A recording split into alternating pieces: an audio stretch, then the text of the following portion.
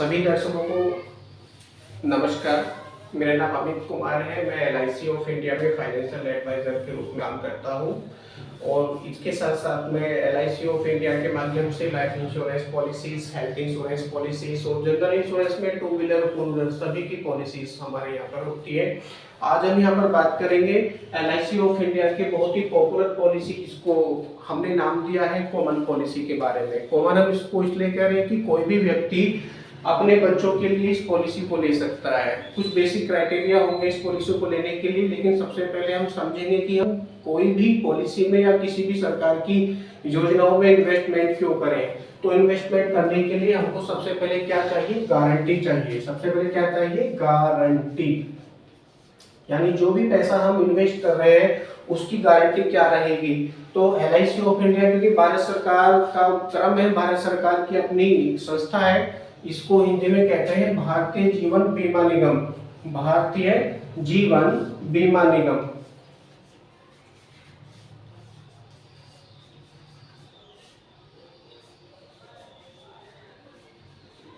भारतीय जीवन बीमा निगम जैसे आपका होता है जल निगम,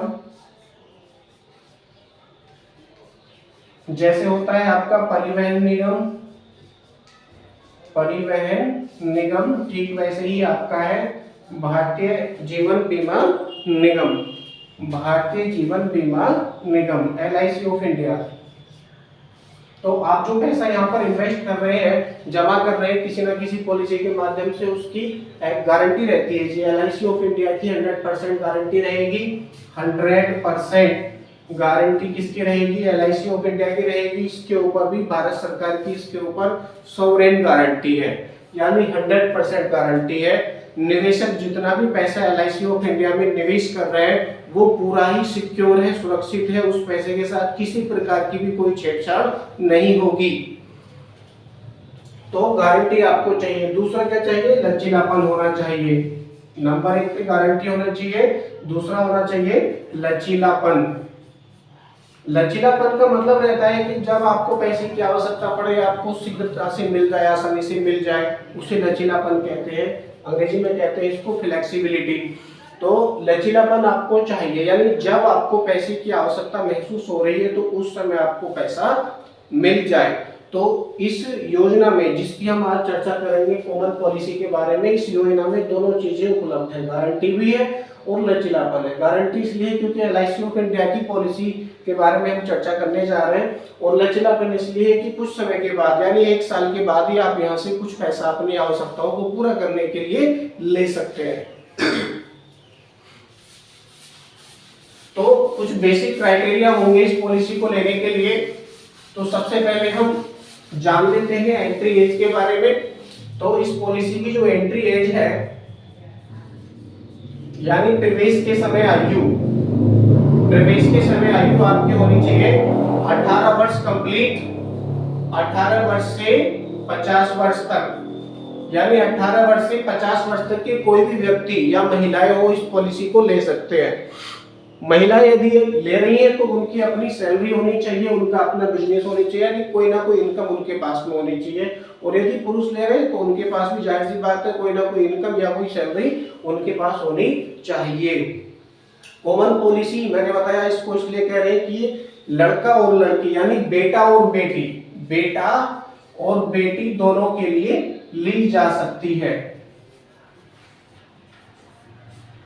बेटा या बेटी दोनों के लिए इस पॉलिसी को आप ले सकते हैं। कितने समय की पॉलिसी होगी? मिनिमम पॉलिसी का जो टर्म है, पॉलिसी का टर्म यानी कितने समय तक के लिए आप ये पॉलिसी ले सकते हैं। तो यह पॉलिसी 13 वर्ष से लेकर के 25 वर्ष तक समय के लिए आप ले सकते हैं। कितना रहेगा? 13 वर्ष से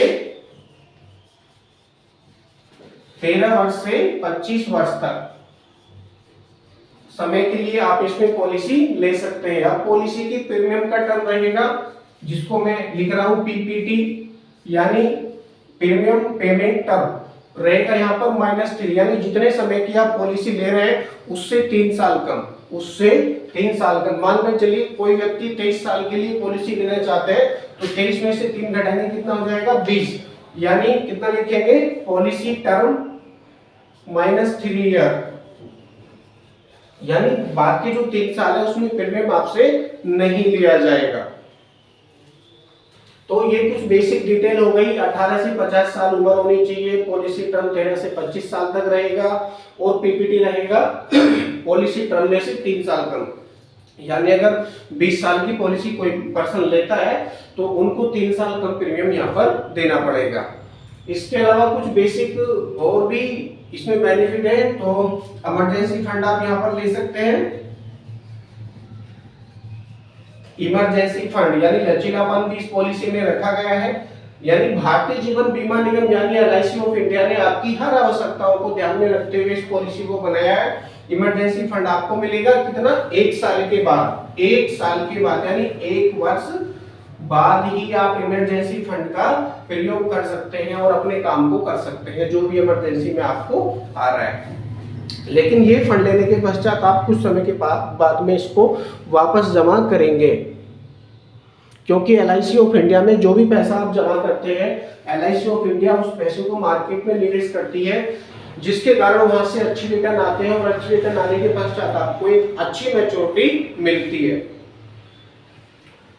अब इसको एक उदाहरण से समझते हैं। मानकर चलिए मिस्टर ए नाम से कोई व्यक्ति है और उनके 2 साल का कोई बेटा या बेटी है, क्योंकि कॉमन पॉलिसी है ये। तो कॉमन का मतलब है कोई भी व्यक्ति अपने बेटा या बेटी के लिए इस पॉलिसी को ले सकते हैं। बहुत ही अच्छी पॉलिसी ये हो सकती है आपके उज्जवल भविष्य के लिए और आपके बेटा या बेटी के उज्जवल भविष्य के लिए। तो इस पॉलिसी को अधिक से अधिक मात्रा में अपने बच्चों के लिए लें। मान कर चलिए मिस्टर ए नाम के कोई व्यक्ति है जिनकी एज है 30 ईयर। एज कितनी ले रहे हैं, 30 ईयर ले रहे हैं। उनका एक बेटा है जो कि 2 साल का है। वो अपने बेटे के लिए पॉलिसी लेना चाहते हैं, यानी पॉलिसी अपने नाम से लेंगे लेकिन बेटे को बेनिफिशियरी बनाएंगे, यानी जो पैसा मिलेगा बेटे के काम में आ जाएगा। उन्होंने कहा कि मेरे को 23 साल के लिए, यानी जब बच्चा मेरा 23 वर्ष का हो जाएगा उस समय मैं अपने बच्चे की शादी करूंगा या इसके एजुकेशन मेंटेन के लिए, जॉब के मेंटेन के लिए, या 23 वर्ष के बाद में मैं इसका बिजनेस डालूंगा तो बिजनेस के लिए मेरे को इतना पैसा चाहिए, 20-25 लाख रुपया समथिंग उनको चाहिए। तो इस समय वो 2 साल का है, 23 वर्ष का होने में इसको अभी 21 साल का समय है, तो हम इसको 21 साल की ये पॉलिसी दे देंगे। अब पॉलिसी तो रहेगी 21 साल की, यानी जो पॉलिसी का टर्म रहेगा वो कितना रहेगा, 21 वर्ष का। अब इनकी जो प्रीमियम है वो कहां तक जाएगी, यानी पीपीटी, प्रीमियम पेमेंट टर्म हो जाएगा। 21 में से 3 घटा लो तो कितना बचेगा, 18 बचेगा, यानी 18 साल तक की ये अपनी किस्तों का भुगतान करेंगे। मानकर चलिए इनको हम बीमा धन 10 लाख रुपए दे देते हैं। बीमा धन कितना दे रहे हैं, 10 लाख रुपए इनको बीमा धन दे रहे हैं।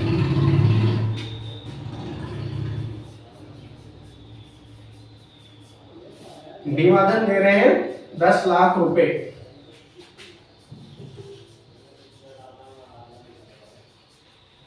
अब 10 लाख रुपए बीमा धन 30 साल की एज पर 21 वर्ष की पॉलिसी टर्म में जब हमने कैलकुलेशन किया तो हमको प्रीमियम प्राप्त हुआ पहले साल का विद जीएसटी। जो प्रीमियम है इनका वो 54,452 रुपए प्रति वर्ष इनका जो प्रीमियम है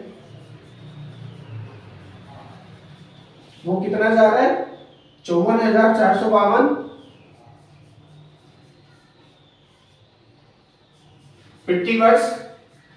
या फिर ये इसको छमाही भी दे सकते हैं। छमाही का मतलब है 1 साल में 2 बार, हर 6 महीने, यानी 27,525 रुपए छमाही भी दे सकते हैं, या फिर तिमाही भी दे सकते हैं। 13,912 रुपए 13,912 रुपए तिमाही यानी क्वार्टरली भी ये इस प्रीमियम को दे सकते हैं। QLY मैंने इसको लिखा है, या फिर मंथली 4637 रुपए मंथली, 4637 रुपए मंथली भी आप इसको दे सकते हैं। अगर डेली एवरेज लगाया जाए कि डेली कितने रुपए बचाने होंगे, तो डेली 155 रुपए बचाने होंगे लगभग 155 रुपया, 155 रुपए डेली बचाकर भी ये पॉलिसी चलाई जा सकती है। तो इसमें ये तो पहले साल का प्रीमियम हो गया। इसमें जो जीएसटी जा रही है वो कितनी जा रही है आपके प्रीमियम की सहित? वो जा रही है 4.5%। जीएसटी कितनी ले रहे हैं? 4.5% जीएसटी इंक्लूड ले रहे फर्स्ट ईयर प्रीमियम में। अब उसके बाद जो दूसरा वर्ष स्टार्ट होगा तो जीएसटी आपकी आधी हो जाएगी। आधी होने के पश्चात जो प्रीमियम है आपका घट जाएगा। घटने के पश्चात आफ्टर 1 ईयर देखिए प्रीमियम कितना होगा। आफ्टर 1 ईयर प्रीमियम कितना हो जाएगा आपका? 53,280 रुपए, 53,280 ईयरली। YLY मैंने इसको लिखा, आप देखिए पहले साल का प्रीमियम 54,452 था, अगले साल का प्रीमियम हो गया 53,280, यानी घटा। घटा क्यों? क्योंकि इसकी जो जीएसटी है वो आधी हो गई। 4.5% पहले साल ली जा रही थी, अब दूसरे साल ये जीएसटी हो गई 2.25%। तो जीएसटी घटने से आपकी किस्तें घट जाती है। 53,280 रुपए सालाना हो जाता है, या आप इसको छमाही भी कर सकते हैं। छमाही हो जाएगा 26,932, 26,932 रुपए हाफ ईयरली। या फिर आप इसको तिमाही भी कर सकते हैं। तिमाही कितना आ रहा है? 13,612 आ रहा है। 13,612 रुपए तिमाही, क्वार्टरली। ये एक साल के बाद का प्रीमियम मैं दिखा रहा हूं, यानी दूसरे साल से। आप इसको मंथली भी कर सकते हैं, 4537 रुपए मंथली, 4537 रुपए मंथली। या फिर पर डे के हिसाब से कितना रुपया बचाना होगा? लगभग 152 रुपया, लगभग 152 रुपया, 152 रुपया पर डे बचाकर आप ये पॉलिसी चला सकते हैं। अब ये एक साल के बाद का प्रीमियम है, दूसरे साल से आपको यही प्रीमियम चलता चला जाएगा अगले कितने समय तक? जब तक कि आपके 18 साल पूरे नहीं हो जाते हैं। अभी टोटल 18 वर्षों में आपका जो टोटल मनी है वो कितना जमा हो रहा है? यहाँ पर 9,60,195 रुपया जमा हो रहा है। कितना? 9,60,195। तो लिखेंगे यहाँ पर टोटल डिपॉजिट। पूरा कैलकुलेशन समझेंगे, वीडियो थोड़ी बड़ी हो सकती है, कोई बात नहीं, लेकिन आप अपनी जानकारी को पूरा करें, अधूरी वीडियो ना देखें। 18 वर्ष तक प्रीमियम आपका लिया जाएगा इस पॉलिसी में, क्योंकि रिक्वायरमेंट ही कुछ ऐसी है। नीड यहाँ पर 23 वर्ष के लिए उन्होंने कहा 23 साल का मेरा बेटा है, बेटी हो जाएगा तो मेरे को पैसा चाहिए, और इस समय वो 2 साल का है तो 21 साल के बाद वो 23 साल का हो जाएगा। तो हमने 21 साल की पॉलिसी का प्रेजेंटेशन आपको दिया है। आप अपने नीड के हिसाब से इस पॉलिसी का समय कम या ज्यादा भी कर सकते हैं, नो प्रॉब्लम। तो उस हिसाब से ये जो प्रीमियम है कम या ज्यादा हो जाएगा, वेरी सिंपल। तो इसमें टोटल डिपॉजिट कितना हो रहा है? टोटल डिपॉजिट यानी कितना सेव कर लेंगे आप? Total deposit money in 18 year, यानी 18 वर्षों में आप टोटल कितना पैसा बचा लेंगे जी? 9,60,195, 9,60,195 रुपया आप बचा लेंगे। यानी छोटा छोटा सा अमाउंट जो 152 रुपए पर डे, और पहले साल कितना आ रहा था? 155 रुपए पर डे। लोग कहते हैं यार क्या मिलता है 150 में, 150 में, 200 में, क्या मिलता है? बचाकर तो देखिए 18 साल में आप कितना 9,60,195 रुपया LIC में जमा कर देंगे या बचा लेंगे। इसके पश्चात आपको जो मैच्योरिटी मिलती है, मैच्योरिटी आपको 3 साल के बाद मिलेगी, यानी 18 वर्ष पूरे होंगे उसके 3 साल के बाद, यानी 21वें साल पर मैच्योरिटी ऑन 21 ईयर, 21 वर्ष पूरे होने पर, 21 वर्ष पूरे होने पर नहीं, अब इसको 22 लिखिए। मैच्योरिटी आफ्टर 21, क्योंकि पूरा 21 ईयर तक आपका पॉलिसी चलना चाहिए। आफ्टर 21 ईयर यानी 21 वर्ष के पश्चात जो मैच्योरिटी है आपको कितना मिलेगा? बीमा धन plus bonus plus additional bonus, ये तीनों अमाउंट मिला के आपको दे दिए जाएंगे। और तीनों अमाउंट का जो योगफल है वो कितना आ रहा है जी आपका 20,66,000। 20,66,000 रुपया आपको एज ए मैच्योरिटी मिलता है। ये जो बोनस अमाउंट आज की डेट के हिसाब से है, यदि बोनस अमाउंट आने वाले समय में यदि बढ़ते हैं तो ये अमाउंट भी आपका जो मैच्योरिटी में मिल रहा है बढ़ेगा, और थोड़े बहुत कम हो सकते हैं तो थोड़ा बहुत ही 1,000 2,000 10-20 हज़ार कम भी हो सकता है। तो आप आज के बोनस के हिसाब से 20,66,000 रुपया मैच्योरिटी आपको मिलती है। ये तो मैच्योरिटी हो गई, यानी कितना बचा है कितना हमको मिलेगा। इसका दूसरा बेनिफिट क्या मिलेगा, ये तो पहला बेनिफिट हो गया इसका कि मैच्योरिटी कितनी मिलेगी 21वें साल पर 20,66,000 रुपया मैच्योरिटी आपको मिलती है इस पॉलिसी में। दूसरा बेनिफिट क्या मिलेगा, इमरजेंसी फंड का। इमरजेंसी फंड आप ले सकते हैं after 1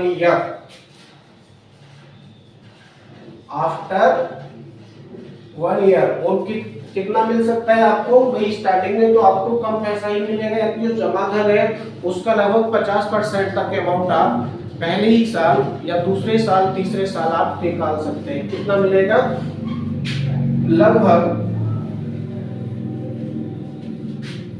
50% of your deposit money।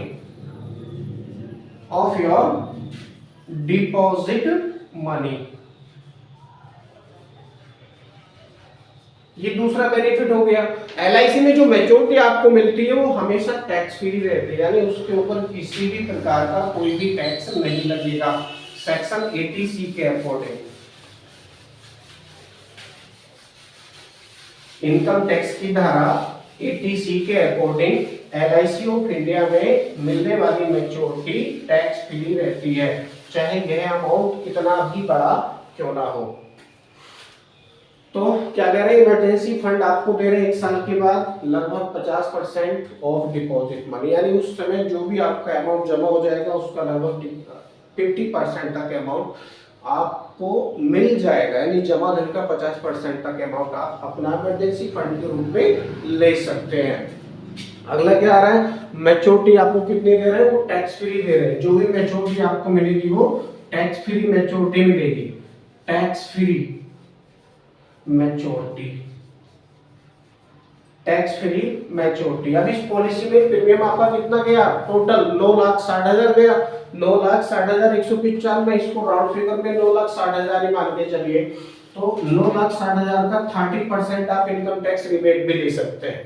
तो क्या मिलेगा, इनकम टैक्स रिबेट। यदि आप कोई टैक्स दे रहे हैं तो इनकम टैक्स रिबेट भी आप यहां ले सकते हैं।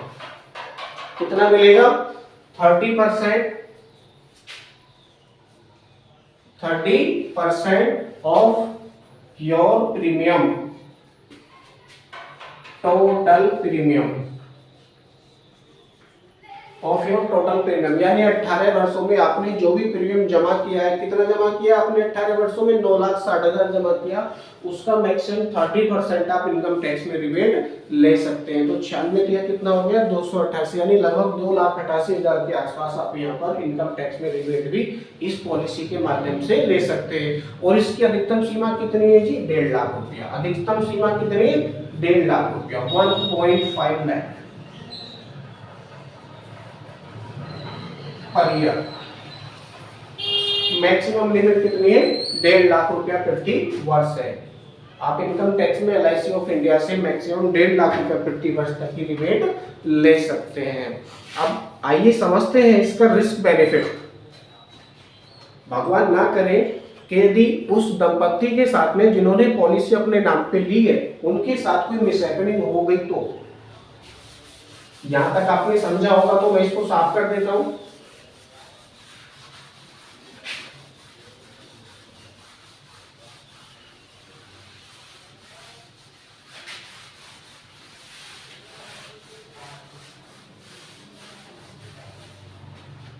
मेरा नाम अमित कुमार है और मैं अपना मोबाइल नंबर भी आपको लिख देता हूँ 8057322680, या मेरा दूसरा नंबर भी है 9368447042, ये मेरा दूसरा नंबर है। कोई से भी नंबर पे आप कॉल करके मुझसे बात कर सकते हैं अधिक जानकारी के लिए। इसका रिस्क बेनिफिट समझते हैं।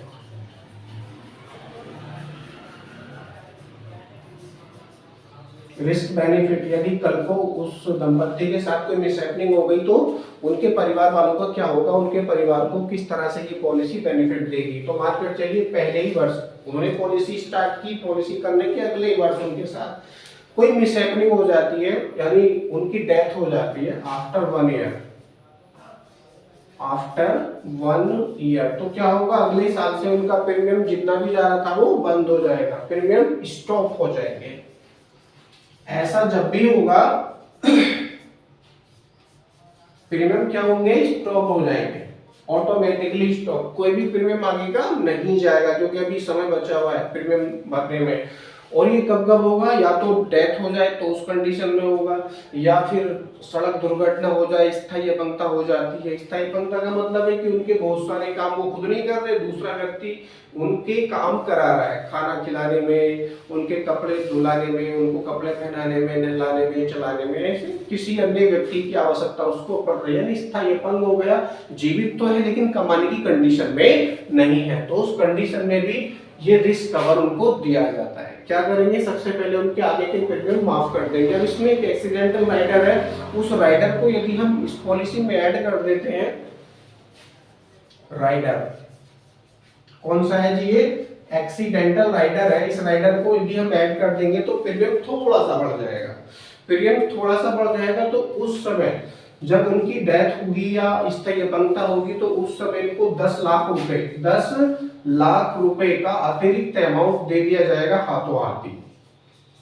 बिल्कुल hand to hand, on the spot, बिल्कुल। जब भी ये पता चलेगा एलआईसी वालों को तो छानबीन करेंगे, छानबीन करने के पश्चात 10 लाख रुपया जो नॉमिनी होगा, नॉमिनी जिनको भी नॉमिनी वो बनाएंगे तो नॉमिनी को 10 लाख का भुगतान हाथों हाथ ही हो जाएगा, आगे के सारे प्रीमियम बंद हो जाएंगे। लेकिन परिवार तो अभी भी है, परिवार के खर्च अभी भी है, परिवार के खर्चों को पूरा करने के लिए उनको 1 लाख रुपया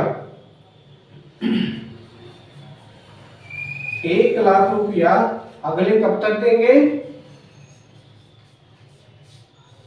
अगले 20 वर्ष तक, अगले 20 वर्ष तक मिलेगा। ये उस कंडीशन में मिलेगा जब इंश्योर्ड पर्सन की डेथ हो जाती है या फिर स्थायी अपंगता हो जाती है, उस कंडीशन में कमा नहीं सकता है, जीवित है लेकिन कमा नहीं सकते हैं, तो उस कंडीशन में 10 लाख रुपया तुरंत मिल जाएंगे। यदि राइडर लिया है तो, राइडर नहीं लिया है तो 10 लाख रुपया उनको हाथों हाथ नहीं मिलेगा। राइडर का थोड़ा सा प्रीमियम बढ़ जाता है एक्स्ट्रा, यानी 1800 या 1200 के समथिंग जितना प्रीमियम बढ़ जाता है एक्स्ट्रा। तो 1 लाख रुपया अगले 20 वर्षों तक मिलता रहेगा परिवार के खर्च के लिए, और कोई भी किस्त उनकी नहीं जाएगी, इतना बेनिफिट एलआईसी देगी। अब पॉलिसी का जब 21वां वर्ष आएगा तो कितना हो गया, 1 लाख रुपया अगले 20 साल तक देंगे तो ये कितना हो गया, टोटल 20 लाख रुपया हो गया, 20 लाख रुपया हो चुका है, आपको 20 वर्षों में मिल चुका है नॉमिनी को 20 लाख रुपया। और राइडर का कितना, 10 लाख रुपया, राइडर का कितना दे रहे हैं, 10 लाख रुपया राइडर का दे रहे हैं। इसके अलावा और क्या मिलेगा, पॉलिसी का जब 21वां वर्ष आएगा तो उसमें मैच्योरिटी भी मिलेगी 21वें वर्ष पर। 21वें वर्ष पर क्या मिलेगा जी, मैच्योरिटी मिलेगी। अब मैच्योरिटी थोड़ी बढ़ जाएगी, कॉमन मैच्योरिटी तो नहीं मिलेगी, उससे मैच्योरिटी थोड़ी बढ़ जाएगी। वो कैसे बढ़ेगी, जो उनका बीमा धन है उसका 10% और एक्स्ट्रा मिलेगा। बीमा धन का 10% कितना हो गया, 1 लाख रुपया।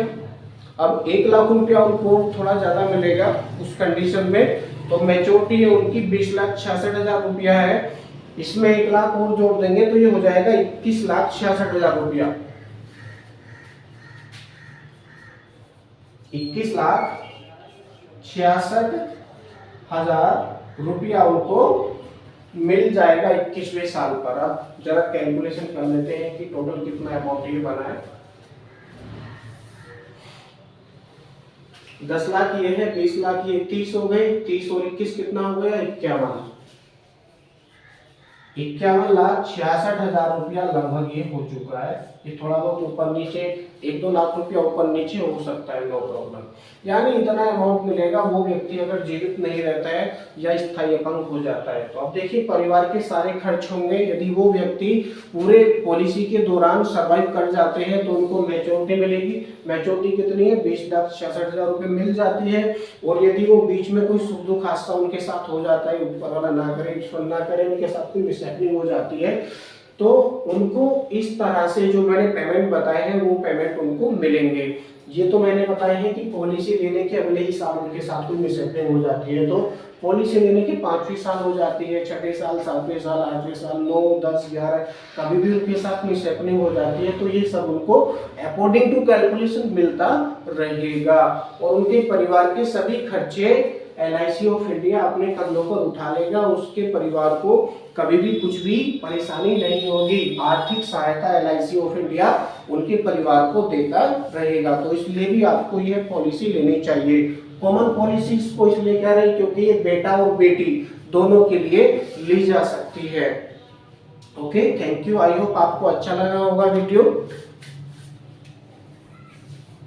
अधिक जानकारी के लिए कृपया हमको कॉल कर सकते हैं 8057322680 या 9368447042 दोनों नंबर है। कोई भी नंबर पे आप मुझे कॉल कर सकते हैं। Thank you, all the best.